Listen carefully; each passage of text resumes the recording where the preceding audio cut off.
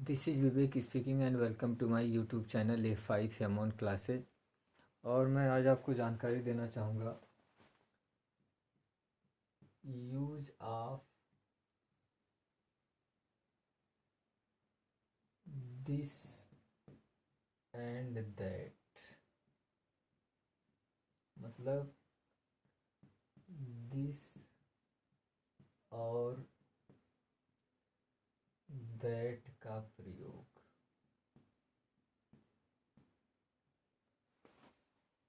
और दिस और दैट के बारे में मैं आपको जानकारी देना चाहूँगा। दिस और जो दैट होते हैं ये दोनों एक वचन के लिए प्रयोग किए जाते हैं और ये दोनों शब्द जो हैं ये संकेतवाचक हैं। मतलब ये दोनों शब्द जो संकेतवाचक हैं, कहने का मतलब है कि इनका प्रयोग किसी को इशारा करके ऐसे कहना, इशारा करके कोई भी वस्तु के बारे में बताया जाएगा। मान लीजिए यह एक कलम है, वह एक लड़का है, यह एक सेब है, वह एक घड़ी है। इस तरह इशारा करके मतलब ये कहेंगे तो दिस और दैट का प्रयोग करेंगे। और इन दोनों का प्रयोग एक वचन के लिए किया जाता है। दिस और दैट का प्रयोग जो एक वचन के लिए करेंगे। और इसके बारे में आपको जानकारी देना चाहूँगा। जैसे यहाँ दिस का अर्थ है यह और दैट का अर्थ होता है वह। और अगर इसका अफर्मेटिव का रूल के बारे में आपको जानकारी देना चाहूँ, अफर्मेटिव में इसका ट्रांसलेशन कैसे करते हैं। अफर्मेटिव सेंटेंस जिसको बोलते हैं सकारात्मक वाक्य।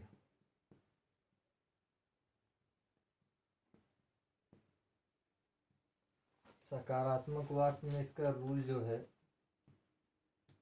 ट्रांसलेशन जो करने का, this oblique that plus is plus अन्य शब्द।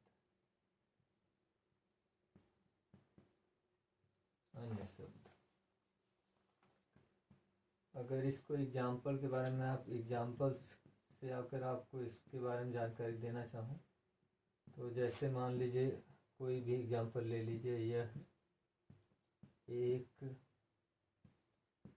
कलम है। और दूसरा मान लीजिए हो गया वह एक सेब है। कोई भी ट्रांसलेशन ले लीजिए। तो कहने का मतलब है कि यह एक कलम है, तो इसका मतलब हो जाएगा दिस है से अर्थ इज लगाइए, आप पेन लगा दीजिए। वह एक सेब है, वह से अर्थ है, इसका मतलब दैट लगा दीजिए। है से है, इज लगाइए। एन एप्पल, देखिए यहाँ स्वर से उच्चारण हो रहा है इसलिए एन एप्पल।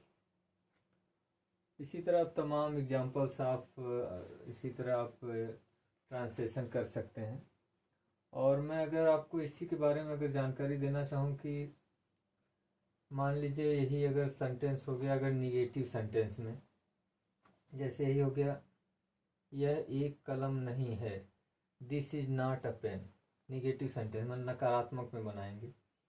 और इसी जैसे सेकंड नंबर एग्जांपल हो वह एक सेब है, इसका अगर हम निगेटिव में अगर इसका ट्रांसलेशन करेंगे तो हो जाएगा that is not an apple. और अगर इसी का इंट्रोगेटिव सेंटेंस में अगर मान लीजिए ट्रांसलेशन हम करेंगे तो जैसे आ जाएगा इसका कि सबसे पहले अगर वाक्य पहले क्या आ जाएगा, क्या यह एक कलम है। जैसे मैं यहाँ आपको जानकारी देना चाहूँ, यहाँ मान लीजिए मैं निगेटिव सेंटेंस यहाँ, और यहाँ मान लीजिए इंट्रोगेटिव हो गया। इंट्रोगेटिव सेंटेंस मतलब ये हो गया नकारात्मक वाक्य।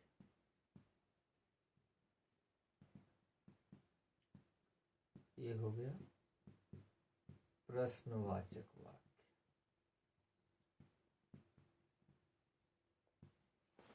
मान लीजिए मैं इसी का ट्रांसलेशन इसमें कर रहा हूँ, इसी का ट्रांसलेशन केवल यहाँ नॉट लग जाएगा। यहाँ देखिए यह एक, मान लीजिए यहाँ हो गया, यह एक कलम नहीं। और दूसरा ट्रांसलेशन मैं इसी का ले रहा हूँ, वह एक सेब नहीं है, मान लीजिए। और प्रश्नवाचक वाक्य में मैं ले रहा हूँ इसी का, मान लीजिए प्रश्नवाचक बना रहा हूँ, क्या यह एक कलम है। अगर इसी का ट्रांसलेशन इसमें कर रहा हूँ, क्या वह एक सेब है, मान लीजिए। अब यहाँ देखिए अगर इसका ट्रांसलेशन करेंगे, सपोज दैट इसका हो गया, यह एक कलम नहीं है, दिस इज नॉट उसके बाद अ पेन। अब यही इसका करेंगे तो हो जाएगा, that is not an apple. ये देखिए इसी का अगर प्रश्नवाचक वाक्य में इसका ट्रांसलेशन करेंगे, क्या यह एक कलम है, तो क्या यह एक कलम है, तो इसका मतलब क्या जब आ जाए वाक्य शुरू में आता है, इसकी अंग्रेजी नहीं लिखते हैं, बल्कि जो इसकी सहायक क्रिया होती है, हेल्पिंग वर्ब, वही सबसे पहले लिखेंगे। मतलब वही इज पहले लिख लेंगे, इज दिस अ पेन। ये देखिए इज दिस अ पेन। यहाँ देखिए क्या वह एक सेब है, यहाँ देखिए इज दैट एन एप्पल। ये देखिए ये ट्रांसलेशन हो गया। मान लीजिए अगर इसी यही अगर इंट्रोगेटिव एंड निगेटिव में आ जाएगा तो क्या हो जाएगा, क्या यह एक कलम नहीं है, तो is this not a pen, मतलब दिस या दैट के बाद नॉट लगा देंगे। मान लीजिए इसका हो गया, क्या वह एक सेब नहीं है, is that not an apple. और एक ट्रांसलेशन इसमें और आता है कि मान लीजिए आ जाए कि यह क्या है, वह क्या है। मान लीजिए अगर ट्रांसलेशन इसका आ जाए कि यह क्या है और वह क्या है, तो इसी का हम मान लीजिए आ गया कि सपोज दैट, मानिए कि आ गया, यहाँ मैं आपको बता दे रहा हूँ, यह क्या है, इंट्रोगेटिव में ही यह क्या है। तो इसका या एक और एग्जांपल ले लीजिए, वह क्या है। ये 2 एग्जांपल्स अगर आप ले लीजिए, तो यहाँ क्या की अंग्रेजी हम क्या करेंगे, सबसे पहले लिख देंगे, व्हाट इज दिस। ये देखिए इसका वह क्या है, व्हाट इज दैट। ये कहने का मतलब है कि आपको मैं बताना चाहूँगा कि मान लीजिए अगर यह एक कलम है, या अफर्मेटिव सेंटेंस में अगर इसका ट्रांसलेशन करेंगे तो दिस इज अ पेन। अगर यही मान लीजिए सपोज दैट इसी का निगेटिव अगर हो गया तो हो जाएगा, यह एक कलम नहीं है, this is not a pen. Next है जैसे वह एक सेब है, ये अफर्मेटिव हो गया, निगेटिव इसका बनाएंगे तो हो जाएगा, वह एक सेब नहीं है, that is not an apple.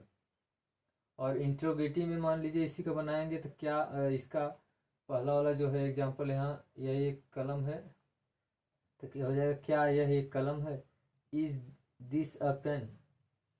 अब नेक्स्ट वाला जो है वह एक सेब है, इसका अगर इंट्रोगेटिव में बनाएंगे तो क्या वह एक सेब है, इज दैट एन एप्पल। और सपोज दैट मान लीजिए इंट्रोगेटिव एंड निगेटिव सेंटेंस अगर आ जाए, तो जैसे यहाँ आ जाए, क्या यह एक कलम है, कलम नहीं है, is this not a pen.